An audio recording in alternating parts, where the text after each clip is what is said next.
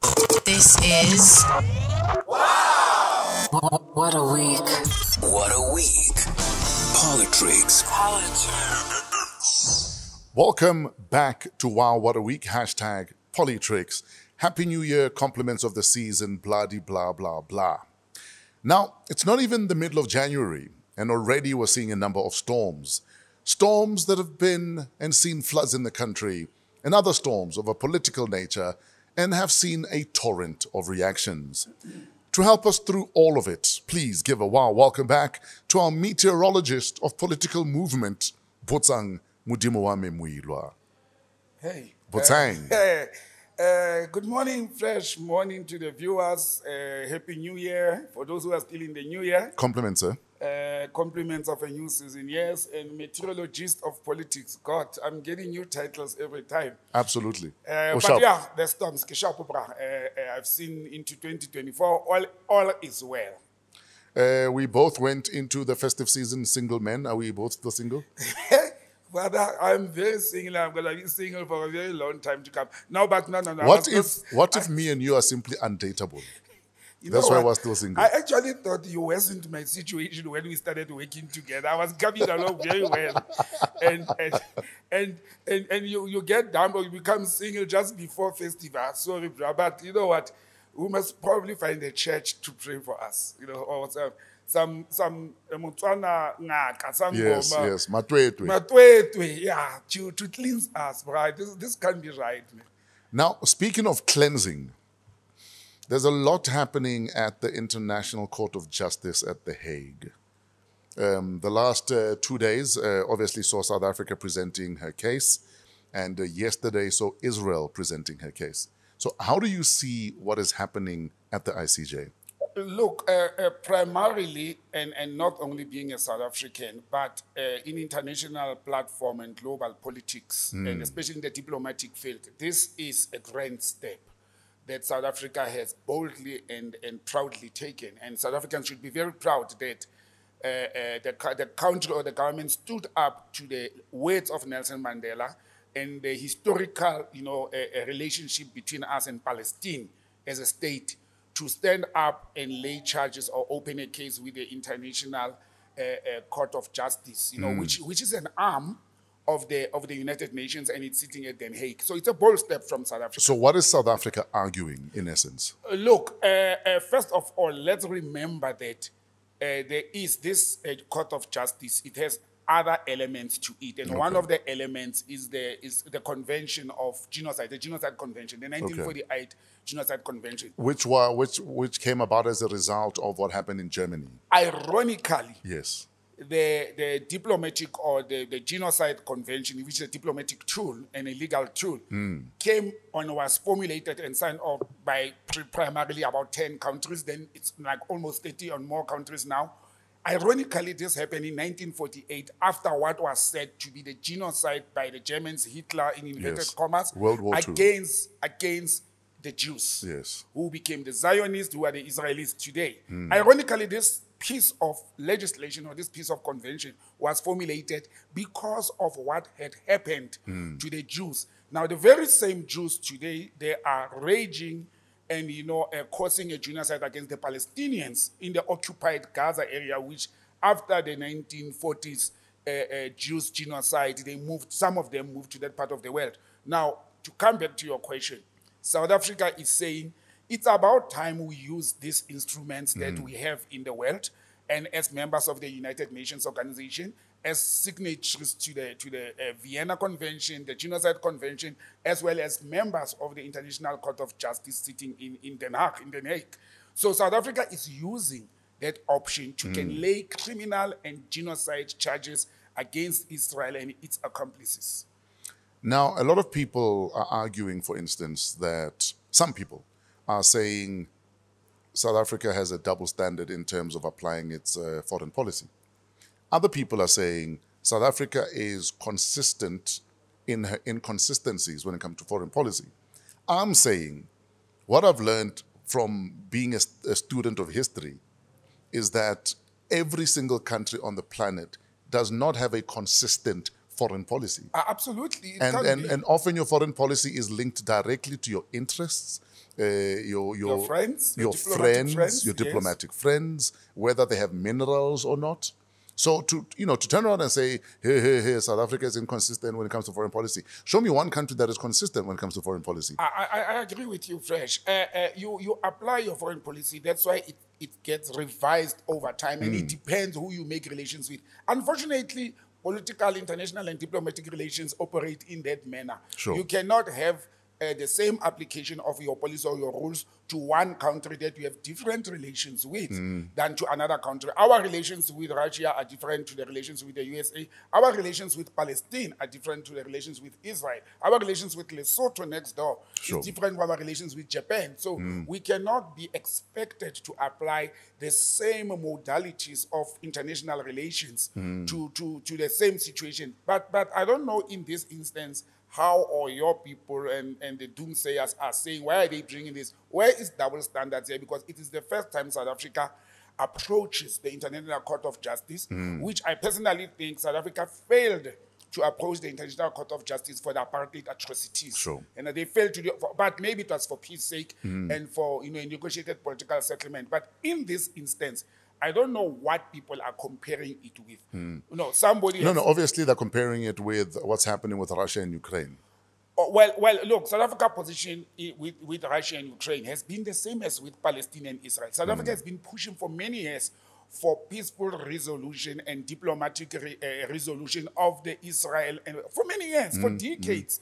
Now, I think they have arrived at a stage to say we have exhausted all diplomatic and peaceful resolution of the challenges in the Middle East or in Gaza. And we know that South Africa has done that. So now that they have arrived at the point to say, this is unbearable. It has come to a stage whereby it's unbearable. We can't do it anymore. Sure. But South Africa also tried with Ukraine and Russia to engage NATO and the US and its fellows to say, but let's engage Putin diplomatically so that this thing should not happen. They didn't want to listen to South Africa.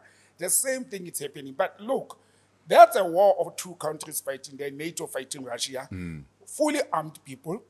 Yes, in every war situation, there will be civilian casualties, but it's not the same situation, in my view, as what is happening in Palestine. In Palestine, you're having a Goliath and David, and David does not have his string at the moment. The majority of the people that are dying in Palestine are civilians and mainly children. Sure. And over 100 journalists. Over 100 exactly, journalists. Exactly. I mean, that is how indiscriminate the bombing is. And the other reason why they are murdering journalists in this genocide is because these journalists are the people who are going to give a true story of what is happening on the ground, a different story from what the mainstream West-controlled media is showing. And that's why they're killing these journalists. In one family, they actually wiped off the entire family. Are you saying the journalist deaths are not accidental? Are not accidental? No. They are being assassinated. Are not collateral They damage? are not collateral damage. Why are these journalists who are being killed? They don't belong to the mainstream media of the West. Why are they not CNN, BBC, and Sky? And those, why are they not? Why are they from other media platforms that are showing things that these other mainstream media channels? And we should not shy, Fresh, to sit here. And then I looked during the week when this thing was, CNN was not showing the process that are happening in the Hague with the ICJ. It was not showing it. Such a very important thing. And these people are not only fighting with bombs and politically, they are also fighting with the media. The media is a very powerful tool, a very powerful instrument that is being used by politicians. Again, what I don't understand and what I find disturbing, because it almost feels like we live in different universes. I was watching I can't remember which Israeli politician it was, or commentator, and he was talking about how he's turned this, as the narrative has done over the last God knows how long, he's turned this into South Africa is supporting Hamas. Yeah, yes. And that's the narrative. I almost feel like they're trying to deliberately, they're intentionally trying to push South Africa supports Hamas versus South Africa feels that what is happening to Palestinians can't be allowed to happen. And we fold our arms. But instead, you want to turn it into what it's not and say South Africa wants to support Hamas. Desperate measures, Fresh. They are very desperate. They will say and do anything that they want to say. One of the things that the Republic of South Africa has done, and Minister of International Menaledi Pandor, in engaging, he didn't only engage the US, Israel, and the leadership of Palestine. South Africa even had engagements and meeting with Hamas itself. Which was turned again into propaganda. Into propaganda. Hamas is not the government of Palestine. Yeah. Understand? But South Africa said, if you are in a war situation, you can't bring partial people into a negotiating table. Talk to all involved. You can engage all that involved. And it is correct. It is well in line with diplomatic engagement and resolutions of war and trying to find peace. There's nothing that South Africa is on the side of Hamas. South Africa on court papers, over 100 pages of court papers. And, they were released a week earlier. Sure. I went through that whole document. Let me tell you, South Africa has a very strong case. Sure. A very strong case. It's very factual. It has three elements, that case. The first element, it's quoting what the international law is saying, and I've referred to the Genocide Convention. The second part, it talks of the history of what has been happening between Israel and Palestine. Sure. And the third part is talking about what transpired from the 7th of October 2023 to today. Let me tell you, the first paragraph, the opening paragraph of this third stanza of the whole case, it's actually lambasting Hamas. South Africa didn't mince weight in lambasting Hamas for what occurred on the 7th of October. So I don't understand legally. And I think generally, those who are pro-Palestine have been very clear about what Hamas did was wrong. Yes. I'm pro-Palestine. A lot of black people or Africans are pro-Palestine. And we've been saying, and I said on this platform with you, murder on its own, killing people, and particularly civilians, it's wrong. For whatever reasons you may have. If Hamas would have went into a military barracks of Israel and shot and killed the soldiers, I'll be talking a different story. Sure. But civilians were involved in this case. Some were kidnapped. And we should condemn that. Sure. Even if we understand why they are doing it, but we condemn it. Sure. Now, we are now sitting in an International Court of Justice, and let's hope, because this was an urgent application, and the application was made end of December 2023. It's less than a month. The sitting already happened. And let us await for the outcome of those 15 judges. It's going to be very important because what South Africa has done, it is actually testing the ICJ, because we know the ICC, there's issues there. But the ICJ, it's an arm of the United Nations Organization. It's a statute of international body. It's governed by various conventions. And it has supposedly independent judges from all over the world sitting on that platform. And it's based on law and nothing else. It's based on law and nothing else. The law that was supposed to, if this law was made and it was good for the Jews, let it be good for the Palestinians. You know what else blows my mind is the fact that even when that hospital was bombed, we were told that no, because there was a Hamas operative or whatever it was in there. Yes. So we were going to take out this cockroach, but we were going to kill everyone in the house. In order to get to the cockroach. In order to go, in inverted commas. The other day in Egypt, there was a high-level delegation from Hamas in Egypt. Yeah. Why were they not bombed? Exactly. To take them out. And they because knew. Those are the heads. They even came to South Africa. Yeah. The meeting with Menaledi Pandor, the Minister of Interior, what happened in South Africa. Now, if the leadership of Hamas that has pronounced a war against the Zionist state of Israel comes to South Africa and the world and is open, the world knows that they are having a meeting, they should have used their intelligence and bombed them while they were in South Africa. They didn't do that. Because if it's truly about Hamas and nothing else, I'm telling you, Fresh, where to find them. I wish you were a lawyer in Den Haag. I wish that statement. I wish you had finished. I wish I didn't drop out of the first year. Because that's a very valid point. If you know what you are saying, it's actually could make a very good argument in a court of law to say, if you wanted and you are claiming you are not killing civilians, you wanted one, you suspected there's one or two Hamas operatives inside the hospital. Why didn't you go and take that over? Why did you bomb the whole hospital? Exactly. And so it's an intention. You intended to kill innocent people who are already fragile, patients. When you bomb a hospital, you're actually finishing people who are already fragile and compromised. But somebody asked me, very interestingly, we have not been here for almost a month now, to say, hey, you and Fresh, you go and you close the show when things are happening in the world, when the storms, we need you guys. So, Botsang, what's going to happen? I'm like, I don't know. How will I know what's going to happen? But when I look at the composition, Yes, sir. because people were also questioning why the former Deputy Chief Justice Dikgang Moseneke and not the already nominated a member of the ICJ. You remember sometimes, I think in October, we had a discussion here. Yes. Actually, South Africa is going to have its first. But he only starts in a He couple of only months, starts right? in a month. Yeah. So some people were arguing that, no, why didn't they just South Africa say, we are nominating to start already now? But I think, and this is Botsang talking now, I think South Africa did a great move. Chief Justice, former Deputy Chief Justice Dikgang Moseneke, he's a very seasoned, a legal person. Number one. Number two, he's a Pan-Africanist. You know, the Mosenekes of this world are some of those judges that, in my books, they cannot be bought. If you look at all the crisis he has handled. So it's actually a very strong point for us that we've put a judge there who's a Pan-Africanist. He's not a deployee of the ruling ANC that is sometimes not having a principle or standing. You understand? Very independent.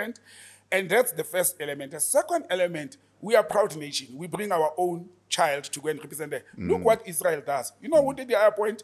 A former Harvard professor who's a specialist in this criminal law, international law. They didn't take a citizen. He's somebody who is sympathizing with Israel. He's not an Israeli because as the party to the case, Israel is also allowed to bring a judge. But the composition of the ICJ 15 judges, we have 3 African judges there.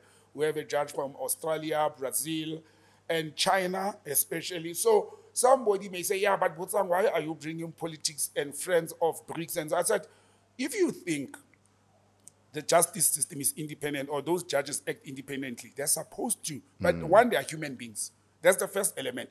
The second part is, normally when things go into the international fora where the G7 or the West dominates, we know how things will go.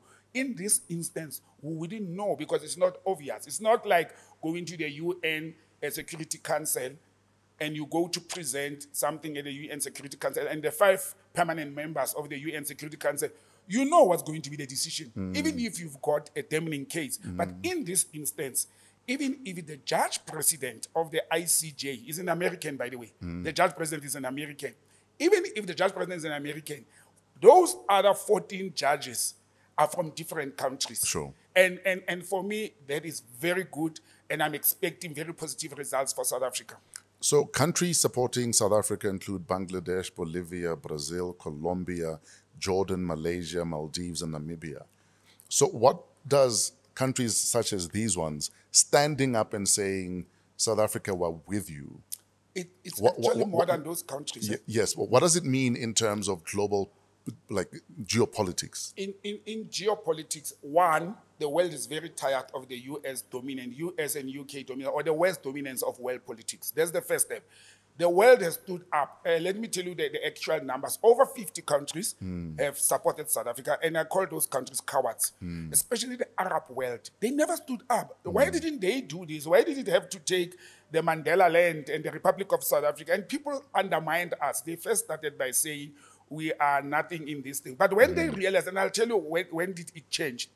But those countries, if you look at them, are developing states, are states that have been colonized, are states that have been, in economic and war with the West. That's the first element. But over 50 of them.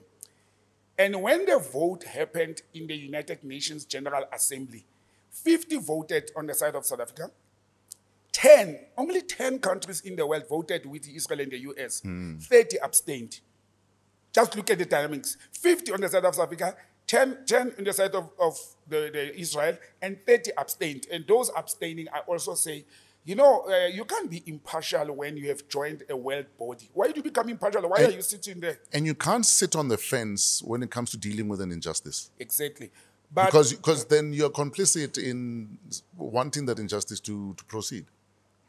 And what I like fresh about South African position is that somebody was saying when the East Africa bombings happened, and it happened, the genocide in Rwanda, and all that, people are saying, but why didn't South Africa act fresh? If I failed to act in stopping a crime in the past, and I learned from my failures to act, you can't come and tell me that when I've learned and I'm now applying my lessons to say, I'm not going to fold my arms as South Africa and say, I'm not going to do anything because when the others happened, I didn't do anything.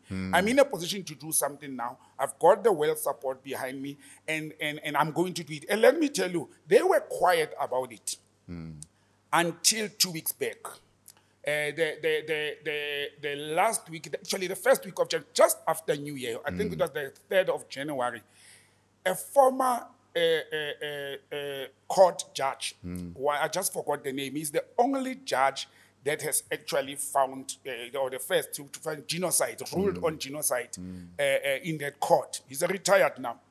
He was interviewed on the BBC, and he said, actually, South Africa has a strong case, and actually what should happen or what may happen. Now, this is a former judge of that court. What may happen is if the court rules against Israel that this is genocide, the friends, the comrades, the accomplices, the complacent partners of Israel, who is the UK and the US, will face the music as well by automation, by prescription of this law. Only after that retired judge said that statement, the UK and the US started jumping around. That's why they even had a special secret meeting with President Ramaphosa. They tried to use diplomatic engagements in the last minute. And people don't know about this, but I can tell our viewers. And so you're telling us unequivocally yes, that they've been trying to wangle. I'll put a disclaimer to it, and nobody will ask me what's my source, but it's somebody from international relations and from intelligence who said when the president was in Mpumalanga and he quickly cancelled the ANC engagement on the 8th of January, he was going to meet delegates from Israel and the US who were trying to sway this in the last minute because they had then realized from this judge comments about the content, and that was a day or two after the, what do you call it, the case, documents were released. Yes, sir. That document, Fresh, I went through it. It has 500 footnotes, like references to why South Africa is at 500 with over 84 pages of the court documents. Very critical, very crispy, direct to the point, and there's a very strong case. International lawyers, international criminal justice people and the jurists are saying this case is going to go down the history books, whether South Africa win or not. And I came to this studio this morning and I said, I hope Fresh is not going to ask me, so what's your view? I'm not a jurist. So, what is your view? There's a difference between my view and my wish, and don't put me on the spotlight. Look, I play in the world of diplomacy and politics, and not in the world of justice. In the diplomatic world, South Africa will win if we follow the conventions and what South Africa will come victorious. In the political world, bro, me and you, we know what money does to the people. I've told you I've got confidence in the judges that are sitting there. I don't know them personally. I don't know their background except one or two. But I don't rule out that the UK and the US may influence this because it's going to be damning for them. But my conclusion and final view, I think South Africa is going to come out very victorious on this. The court is going to rule that what is happening in Palestine, and I'm basing it on facts only. It's genocide, and once that has happened, it's going to be hell for the US. This is going to influence the US politics as well. Because all the bombs that were used, and this is something I want to tell the world actually, all the bombs that were used in the bombings from either side, they are American manufactured. And I want to say to the Jews, the Zionists, the Israeli people, even the bombs that Hamas use and the rockets and the missiles to kill their citizens, they were supplied by the Americans. That's the most important part of this. All these arms that are used in this war are American manufactured and supplied. How they ended up in the hands of Hamas, we don't know. Story for another day. It's a story for another day. So the world must look into it that America is complacent to this process. They are supplying the arms. Without America, Israel would have not killed almost 20,000 Palestinians. Hamas would have not killed almost 2,500 Israelis. So America is at the centerpiece of this. And the ruling is going to heavily impact on Israel. On the United States of America and the UK. That's why in their panel of jurists, Israel has included one of the leading specialists international criminal justice lawyer. He's from the UK. So you can see how the United States and the United Kingdom are involved into this whole process. I think it will go our way based on facts, but emotionally and as a human being as well. Emotionally and politically, we must expect anything. We must expect anything fresh. Sure. We must expect anything. I can't wait, for the outcome, because this is going to change the global politics. As I was Forever. sitting this morning, I was saying, maybe I must finish my law degree, and go back. I don't know if we still have time, but these are interesting times. It's never too late. Yeah. We're still young. I'm 52 this year. You're still very young. Even at 60, you'll be seasoned at 60. So it's the perfect time. I must become an advocate at 60. It's the perfect time to actually go back in there. Anyway, we'll talk about that. Let's bring it back to South. Because we are not short of drama in this country. So former President Jacob Zuma, in essence, has been saying to the ANC, kick me out, kick me out, kick me out. They still haven't kicked him out. What's going on there? Fresh, I don't like President Zuma for waiting for us to go on holiday on our show. Few days after that, he announces that we missed on the news. But listen. But the long and the short, if depending on how you want to analyze this, is he's been asking to be expelled. And they have failed to expel him.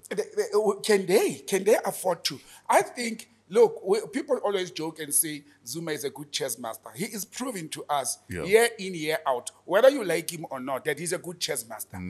Fresh, I don't know why did not the ANC intelligence, and I don't want to talk about government, sure, because we are talking the formation of MK and the ruling party. I don't know, how is it possible that the ANC intelligence did not pick up the formation of MK, that my sources are saying this happened since February 2023. Yeah, that's when it was registered. It was registered around August, September 2023. But something very seriously happened. Why? I don't know, how didn't they see this? Have you noticed that it mushroomed all over the country because they thought it was a KwaZulu-Natal political formation? That's number one. Big mistake. Number two, it mushroomed all over the country. And the T-shirts, the regalia, the flags, the logo, they were readily available. When were they printed? How come nobody leaked that information? How come nobody knew? That's how smart Zuma and his people are. To say they played under their nose, and because they were focusing on internal fighting and other things. But I think he played them smart. And to sit there and say to your beloved wife of over 80 years, fire me. Zuma has been in love with the ANC since birth. And he sits there, he says, no, I'm not leaving you. I'm not leaving the ANC. I'm saying that I want to correct the ANC by taking another arm of the ANC, which is Umkhonto Wesizwe, to correct the wrongs that he even owned up to that himself. And people say Zuma is not owned up. I've listened to a few of his speeches. He owned up to some of the things, the wrongdoings of the ANC. And he says, I could not do anything because the ANC works collectively. So even if we were not adhering to the policy, I respect the ANC. I don't respect him for that, for doing it. He could have done what he has done now long ago if he was a principled person. But he's acting now, and people must also remember, Zuma is the face of MK. He's not the leader and all that. So I think the man is old. He must retire. Do we know who the leader of MK is? Look, there's a acting secretary general, and there's few people in the leadership that they have announced. I don't have their names here, but there's an acting secretary general. They have. And again, you're putting me in the corner. I know who is MK going to have as their presidential candidate. Okay. I've talked to some of the people there that I'm very close to. Are you able to share that with us? Let me just apply my mind. No, I'm not. No, there's a reason I'm not going to do that, because I want to invite that person to this podcast. So let me not expose the person at the moment. Okay, can you give us the first letter of that name? What if I say it's M for Moiloa, and then will you buy that? No, as long as you just give us the first letter, then at least when they do announce, we'll say, yeah, Botsang was right. You did say B, so Brian is... Look, they are talking to various people, but there's one person that has been not recommended, endorsed by all the other parties. The PLF has endorsed. Even the PAC was involved and said it is the right direction, the right move for Zuma and MK to do this. So now it's about the black thing. But there is a candidate that they are talking to. there is somebody very respected in the society. He actually has given clues before that he is not going, and it's a he. I've given you a clue. It's a he. That he What is, are the chances it would be a she, though? Fresh, don't rule out that this country will have a female president. If Lady Pando stands up and contests for election as an independent candidate, I think a lot of South Africans will support that. Her conduct in the last 1 year has been outstanding. Sure. But going back to the MK party, so I think the ANC undermined Zuma capabilities after the July riots, the jail term, and his age. They undermined him. But they are missing the point. This is not about Jacob Zuma. It's about people who, in lack of a better word, are heartful with their own movement. You see, this is the beautiful part about this. The people who are forming the MK are not from outside. They're from the ANC. This week, on Thursday morning, the first daughter of the former SACP and Umkhonto Wesizwe commander, the late Ntate Chris Hani, the first daughter announced that he's leaving formally. There's a rally that's happened in the Eastern Cape, and she's released a speech that she's leaving officially ANC for Umkhonto Wesizwe. Oh, wow. So it is not only, I can tell you there's somebody very senior in the ANC from the Northwest who's going to announce very soon. There's somebody who is sitting in Luthuli House that is going to announce very soon that is tired of this thing. She is going to actually even relinquish the position to join the MK. But I think people are also, it's a wait-and-see situation. You understand? It's a wait-and-see situation. The advantage is they know how dirty the ANC is. They know how the ANC operates.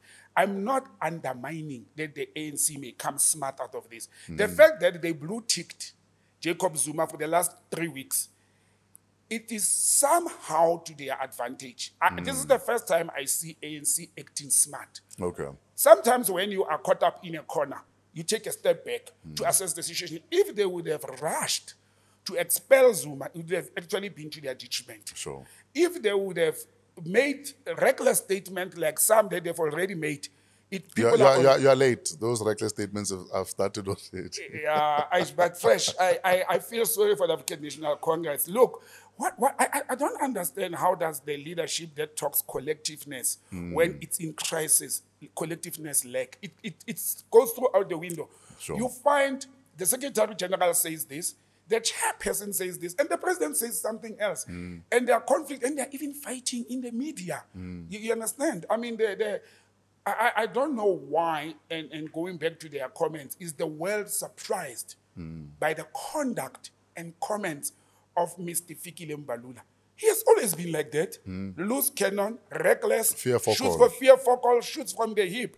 They elected him into that power knowing his character from the time he was in the youth. Why are they surprised now? That's number one. Number two, we always say politicians lie. You know what I liked about what Fikile did now? He told the truth, how corrupt the ANC is. We have been saying they must come out clean. Fikile Mbalula stand up and say, we were corrupt, we corrupted parliament, we lied. And we are surprised. But Mbax's argument when he was interviewed on Talk Radio 702 was that I did not confess anything that was not ventilated at the Constitutional Court. That is what the Constitutional Court said we had to fix this Nkandla mess. So I didn't confess to anything. It's in court papers that what we did was wrong to justify Nkandla and the spending and the fire pool. So in essence, I've said nothing new, is his argument. It's when, the timing is important. Yeah. It's when and which platform is he saying it. He's saying this while he was thinking he's exposing and attacking Zuma. Understand? So the timing was wrong. In politics, he could have not said that. But then Gwede Mantashe comes as the chairperson, an adult. Uncle Gwizi comes and tries to correct Fikile. He's like, you media, it's your fault because you ambushed him with your cameras and your microphones and you got carried away. He says, Fikile Mbalula will learn the Secretary General position is a complex one. And the media, you made, how cheap that statement is. He blames the media for the utterances of his Secretary General. No, I think it was tongue-in-cheek. All you're saying is, guys, some of us, when we see microphones, we will talk. No, fresh. There's a collateral damage here. And but he didn't stop there. He went further to say, there's a lot of water in the pool, and this thing we did say that when there's fire in Nkandla, that water will be used. So he actually he actually added to what Fikile Mbalula was saying. You understand? And then they go against each other in the media. And then at the end, when they realize they've caused a boo-boo, they say, yeah, you know, we have policies and protocols we must follow. We are not supposed to attack each other in the media. The damage is done. And what does it do? It propels Jacob Zuma, who says to them, that ANC of Ramaphosa, it's a circus. That's what Jacob Zuma is saying. Are you saying they've given him a chance to say, I told you so? You know what he's saying now? Can you see what is happening? And remember, at the back of this, few weeks before that, Ntate Mavuso Msimang questioned the behavior, the conduct, and the caliber of the Secretary General Fikile Mbalula to say, what kind of a person is this? But who are they blaming? They can't blame Fikile for being himself. They can't blame Fikile for shooting from the hip because he's been consistent for 20 years. When he was consistently shooting from the hip, they elected him to the highest position in that organization. The Secretary General of a political party or any movement or organization, it is the glue of the organization. Sure. You understand? It's where you run the administration. It's where you bring everybody together, the provinces, the chairpersons. And that is a very critical position that was occupied in the past by great people like Ntate Alfred Nzo, you know, my former minister and so forth. And you give it to a lack of a better word, a rascal like Fikile, and you expect him to be diplomatic and say, he has never been diplomatic.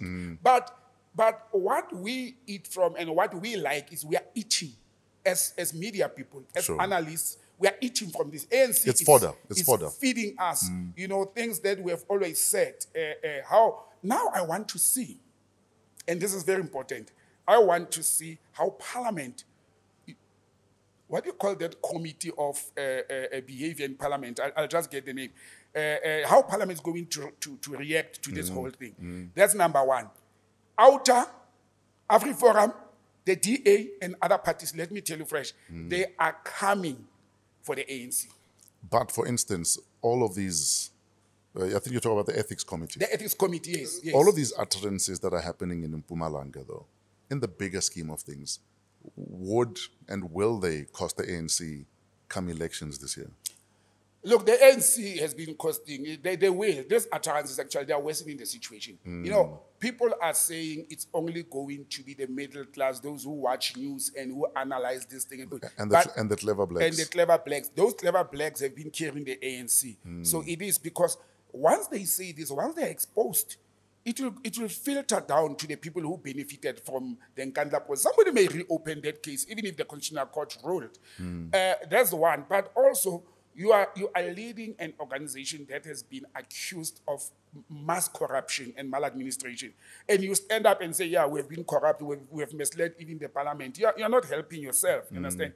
I think it will impact on the ANC. I think the ANC, if they would have focused on their regeneration process and put all their efforts in resolving whatever the problems they have and re-winning the confidence. I don't think they will win all, but they may still convince a few people. Sure. But I think they've just worsened the situation. The arrival of MK, look, MK is no other party is going to beat ANC and take over. ANC will come out with election, but I think the percentage has dropped. The last time we spoke, I said I'm estimating for the 47%.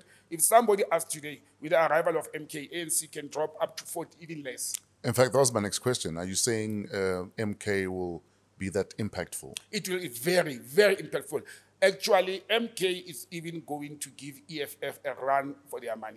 There's a lot of people in organizations like the EFF who have been saying, we don't want the ANC. We need a home. We need a home. And what MK is doing, it's grabbing people from all over. And some won't join the party. You see, joining the party and signing the membership form is not the issue. The issue here is elections. The X. The issue here is the X. And I think MK is capitalizing on that. What they are doing now, they are doing exactly what ANC has been doing for all the years. Go into rural areas, go into strongholds of the ANC, KwaZulu-Natal, Mpumalanga, and the Eastern Cape. You know, wait until they have their major rally in Gauteng, and you will see how Gauteng is going to be fractured even worse. I think it's going to eat on the two major political parties, sure. The EFF and the ANC. I think they will eat people who were, sympathizing. The majority the ANC. Look, if somebody asks me how much percentage will MK pull come the 2024 elections, if things go as they are now in January 2024 until the election date, I think these people are going to pull way above 10%. For way real? above. I think so. I think they're going to pull. Wow. If Inkatha and parties like Action SA, they pull about 5-6%, I can tell you now already that MK is way bigger than Inkatha and Action SA combined. And we call them sympathy votes and hurtful votes. And they don't even have a leader yet. They will have a leader. They will announce a leader soon. But I think they're also checking the platform. Somebody asked me, can't this Zuma not a leader and he's old, he must retire? Botsang, you always say old people must retire. I said, but Zuma is not the leader of England. He's a mascot. In football, mascot don't kick the ball. Yeah. Players play the ball. The mascot cause the hype. They rally the masses. They rally them. And that's what Jacob Zuma is doing at the moment. The ANC, you know, in closing this part, the ANC should... If somebody asks me, if they hire me and they pay me well to say, what should we do with Jacob Zuma? I will tell them, shut up. Don't even mention his name. Yeah. Keep quiet. Leave him. Let him run with his thing. Anything they're going to say is going to be wrong. Sure. If they fire him, it's wrong. If they keep him, it's wrong. I wish the ANC have an NEC meeting and Zuma walks in there. I want to see what's going to happen. Remember, he's not fired. He's not charged. They claim that he expelled himself. No, he said, I'm not leaving. Yeah. I'm just correcting the organization. Sure. But you know what Jacob Zuma is doing? He is saying what Ntate Kgalema Motlanthe, the former president, said in 2018 or early 20, when he said, the best thing to happen to the ANC is to lose the 2019 elections because it will aid the ANC. We need a wake-up call. Yes, to heal. That's what he said. And that time, people did not understand what he meant. If they would have taken that leaf from Ntate Motlanthe's statement, there would have been a different ball game today. And why did the party not discipline him for that statement? Because I thought that statement was rather a strong statement to say against your own party. You know, Fresh is smart. I don't know who's the analyst here because that's Zuma's ace, I can tell you. If they're going to charge him, he's going to ask them. But Motlanthe has done this. Exactly. Mbeki has done this before. Exactly. So what are you talking about? But they will stand up and say they never rallied. They never campaigned for another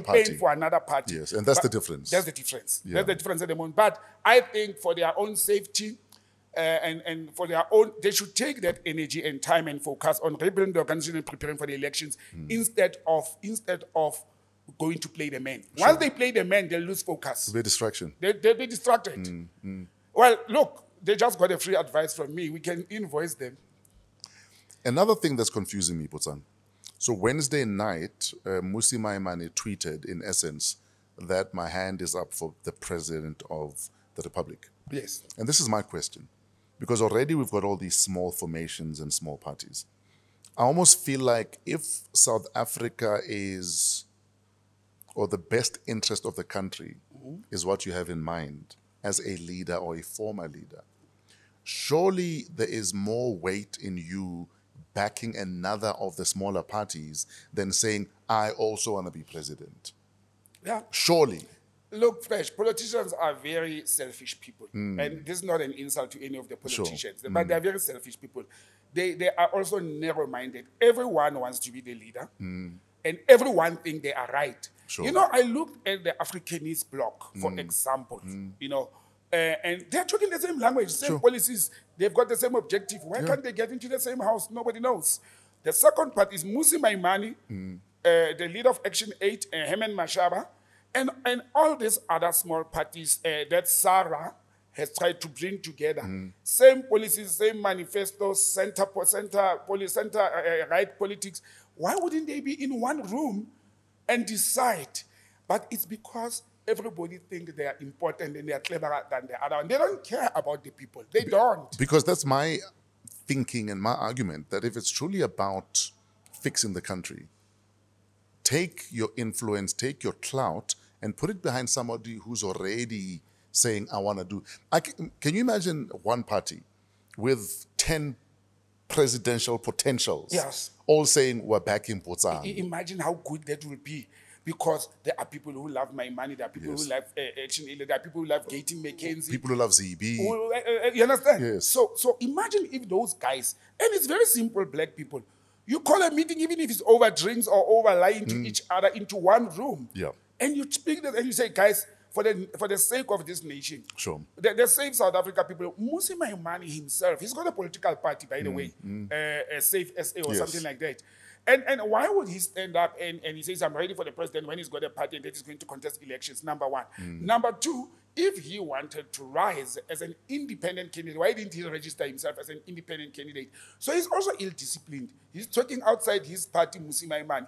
But you know, Musi Maimane is like Herman Mashaba's party. It's only them in that party. The rest are followers. So nobody will stand up and say, but Musi, you are out of order. You can't say, I'm ready to be the president of the country. You say, I'm ready to be the face of the party that I'm representing, not as an independent. He talks like he's independent. But all of them, they've got those qualities. But, you know, again, I ask myself, when we say a person is a presidential material, that is a quality person, I ask myself, based on what? If you ask me about, for example, Julius Malema, is he a presidential material? Yes, because he's a noisemaker and he's got supporters. Sure. Is he a quality leader of a presidential material? And my answer is no. You ask me about Paul Mashatile. Is he a presidential material? No, he's not. But I think he's a good politician. Sure. By the way, a good politician is a bad person. So it's a good politician. So in politics, he plays his games and dies very well. But knowing the presidential nominated leader of the Umkhonto weSizwe, I think that's a presidential material. That's my view. That's my opinion. I think it's a presidential material. So when we speak of quality leaders, Thabo Mbeki was a presidential material. Was he a good revolutionary, or was he a good comrade at Zabalaza? No, he was not. But he was a presidential material. You understand? So those are the qualities we should look at. But again, Fresh, South Africa must move away from basing our politics on individuals, on how good they are. We should move to these a cult stage. followings almost. Yeah, just cult. We must move to a stage and say, which party, which organization, who does things best? What I want for South Africa, in absence of a good political party in South Africa at the moment, what I want is what white people are praying for. White people are praying the ANC lose. If ANC loses, white people are going to benefit. And I'll explain that if you want me to. Please explain. But I pray that we should go back to the multi-party realm where there's no outright winner. Ah, yes. Because people say it will cause instability like in municipalities. But to have peace, there must be a war. Sure. To have a stable government, there must be chaos. Let me tell you, City of Joburg will stabilize one day because they are learning from this chaos. Sure. But when I say white people are going to benefit, and this is what they are pushing, if the ANC loses, the strong left wing of the ANC, the radicals, the radical economic transformation and the left wing of the people in the ANC who says the party has failed, the MK guys and all that, they were getting stronger, they were rising inside the ANC. And if they would have changed the ANC to be radical again and to talk of repossession of the land, not land restitution and repossession of the land and the minerals and all that, white people will suffer. You know, the transformation policies that we have now rejected, like the triple BE and so forth. Now, if the ANC lose, how white people will benefit is the ANC will have to go and knock at other parties to beg for their support to stay in government. And make us king. Yes. And in that instance, one, there'll be compromise. Two, there'll be beggars. Three, they will have to give something. You understand? We all know that the current ANC will not go with the EFF. Sure. The current. We all know that the DA and funders of both ANC and DA, which is white capital, will not allow the ANC to go with the EFF to rule the country because their percentages, even if they both lose. But the ANC will be forced to either go with the DA, depending on the percentage. If they got, say, 40% and they take Inkatha to go into bed and rule the country with Inkatha, it will still not make a 50%. But you know what Jacob Zuma is doing? He's saying, I'm correcting the ANC, and this is where people don't see.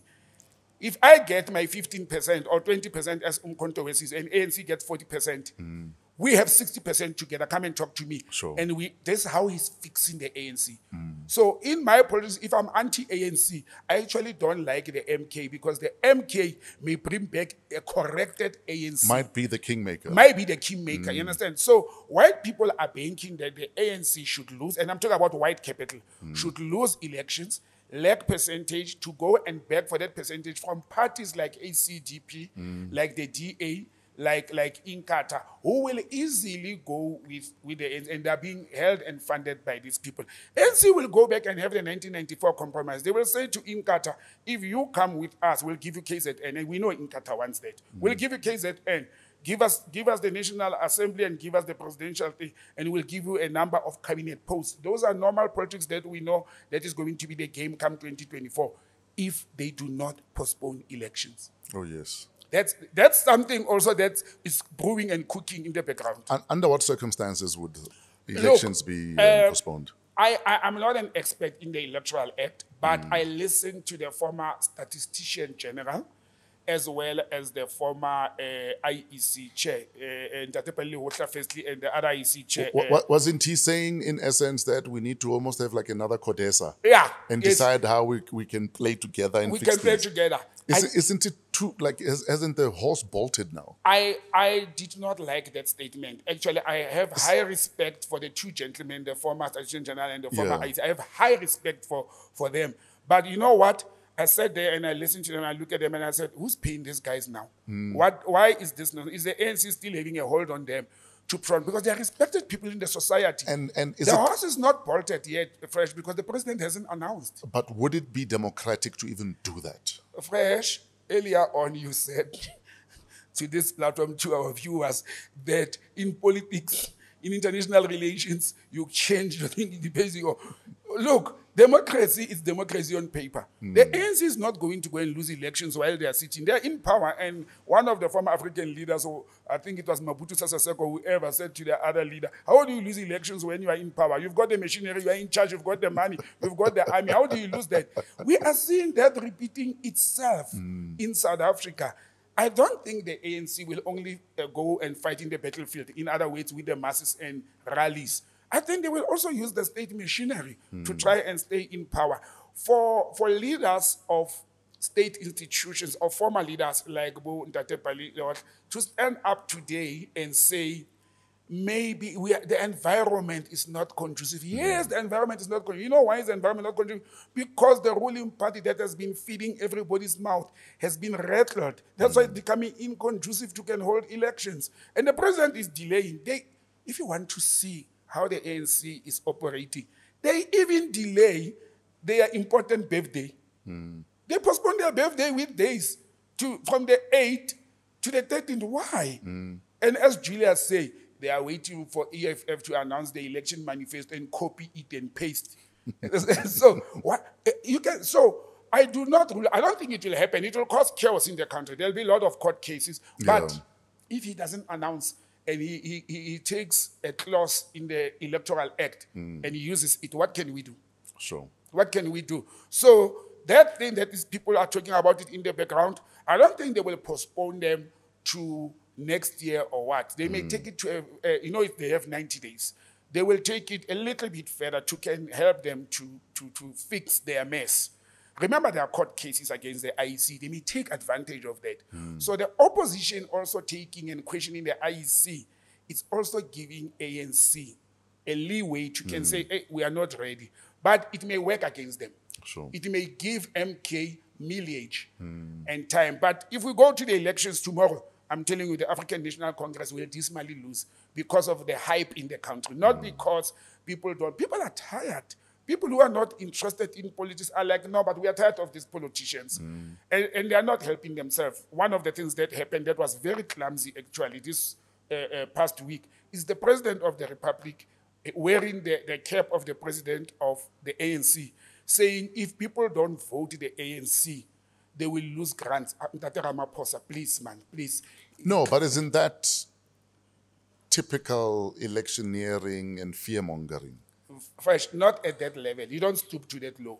You don't go and you see that is abuse actually. He's abusing the gogos, the illiterate, and the people who don't have access to social media and the media, people in homelands who don't have television. He's abusing them by saying that, by saying if ANC lose, you will lose. That's cheap politicking. And they show desperation. But fear-mongering and desperation at that level have been known to work, though. I mean, Swart Gafar was a thing. How do you self-correct? ANC is talking about self-correction. They've been giving people T-shirts, plates of pap, and rallies, and promises, 350 rands. that kept people, going and excited and queuing. And they have come up and said, that is wrong what we have done. We are now correcting our wrongs. How do you say such statements as a head of state when you know that social grants comes from the government? Even the apartheid government gave black people that they hated social grants. Even the Bantustan, Buputatswana of Mangope, had one of the best social grants in the world. You understand? So I don't think President Ramaphosa should have stood to that level, but this is causing more damage to the ANC because, the youth is 23% of the electoral vote. How do you tell my 21-year-old son who refused to vote, for 5 years back, is now ready to vote and he wants to vote? Guess what's the way to punish the ANC? And I'm like, son, in this house, who do we vote for? There's a lot of Africanist parties. Like, Dad, I can even vote DA, it's my choice. I'm like, not in my house. But nonetheless, moving away from that, all I'm saying is cheap politicking is not going to work anymore because people want tangible things. People want to see less corruption, less maladministration. Youth want jobs. And the president is supposed to pronounce himself on such things. To say, when I took my term, I had this creation of jobs seminar with investors. Give us feedback in Tate Ramaphosa. But won't that happen for the January 13 statement, since it won't be the 8th anymore? Well, the January 13 statement, obviously they are going to come with the rhetoric. We are regenerating ANC. We are going to create jobs. They will talk about how they're having the triple piece for the electricity thing. They will talk about the things that we know. I don't expect anything new out of the January 13 statement. I'm telling you, nothing new. We'll fight corruption. Fight corruption where? When they're still corrupt, even in trying not to be corrupt. I laughed when, was it Mbax who says we are fighting load shedding? I was like, no, you caused load shedding. You can't create a problem and say we're fighting the problem. They are fighting load shedding, Fresh. You know how they are fighting it? They are creating more. Fighting it's on the opposite side. They are fighting load shedding by making sure that it gets extended. You understand? But don't worry, on the 13th, we won't have load shedding because ANC has a rally. You understand? But look, bro, there's a what do they call this? There's a white paper in the public arena now regarding the 30-year plan of the electricity. Hey, black South Africans who are going to vote, they don't want policies. They don't eat policies. They want pap on the table. They want jobs. Youth want jobs. Youth want a future. They have a bleak future in front of them. You understand? And the ANC is not doing that. The ruling party is not doing that. They have missed the mark. If I was a politician today, I will target the youth to say, guys, just go and vote. Even if you do not vote for me, just vote. You understand? Because if your target as a political formation is to remove the ANC out of power, you should do anything under the sun to remove ANC out of power. And one of the things to do is to say to youth, just go and vote. Even if you don't vote for me, just go and vote. And I think that's the language these political parties must do, so that ANC must be punished to an extent that they should come to those people to beg. And the only political party that I know it has done that smart but at a local level and strategically is the Patriotic Alliance. The Patriotic Alliance has mastered the art of being the key maker and saying to other political parties, come, I've got one seat, but you need that one seat. They have saved Patricia de Lille. They've governed the municipality successfully in the Northern Cape. They've done it in Gauteng. They're the smallest party that dictates to the bigger party what to do. For me, that is smart politicking. And if ANC doesn't make friends with those kind of people and peace with those kind of people, they are missing the mark. I think on that point, an hour in, I think we're done. Yeah, well, there's a lot. As you said at the beginning, storms in this country, there's natural storms and hails that are taking the country like it happens every other year. Yes, sir. And there's political storms, both domestically and internationally, Fresh. But, when we get into next week, we will hopefully know about the outcome of the ICJ case. And let's wish our diplomats as well as our jurists who are in The Hague at the moment good luck. And yeah, I've never said Viva South Africa in my life. And for the very first time. And you see, for me, this is passion. Coming from being a diplomat, when I saw this happening, I phoned one of my ex-colleagues at Derco, who is a former international law desk. And I said, wow, bro, good work. No, I'm no longer there. I've left actually, but hey, I'm very impressed. Now, what we should do, me and you, we can make a mind out of this, and we must do it fast. Okay. We must go and search for information. Who is behind this ICJ case? Somebody who went to Naledi Pando Sure. and said, let's do this. If we can get that person, interview, document, and write a book about that, we'll make millions. We need to know what was the story behind this, who started, because I don't think it's any of our politicians. Somebody somewhere. What if it's Mama Naledi? It could be, but no, she's not a lawyer. I don't think it's her. She was presented with a beautiful concept. It could be one of the diplomats. I don't rule it out. It could be one of the DERCO officials or legal, but we must find that person. You know, if they are listening, whoever went to Mama Naledi Pando, call us. We want to talk to you because We just want to talk. We just want to talk. Document this thing. It's win or lose, it's historical fresh. Groundbreaking. On that note, my brother, thanks, and it's good to be back. Happy New Year. Welcome back, sir. Thank you, sir. And we're done. Another edition of hashtag PoliTricks on WOW What a Week. We're coming to you from AMP Studios, downtown Johannesburg, proudly part of the Africa Podcast Network. Shout out to Trevor and his crew at Pezulu Works for the incredible cinematography. You guys make us look incredible. Our audio and our imaging specialist, Otis the Flow Fraser. I love you, my dude. Our guest, Botsang Moiloa. Creative producer, Kuvesh Mohan. And our show producer, Gelezo Modisa King. Email us, keep in touch, get in touch. Like, subscribe, tell your grandmother about us, but also email us at waw@africapodcastnetwork.com.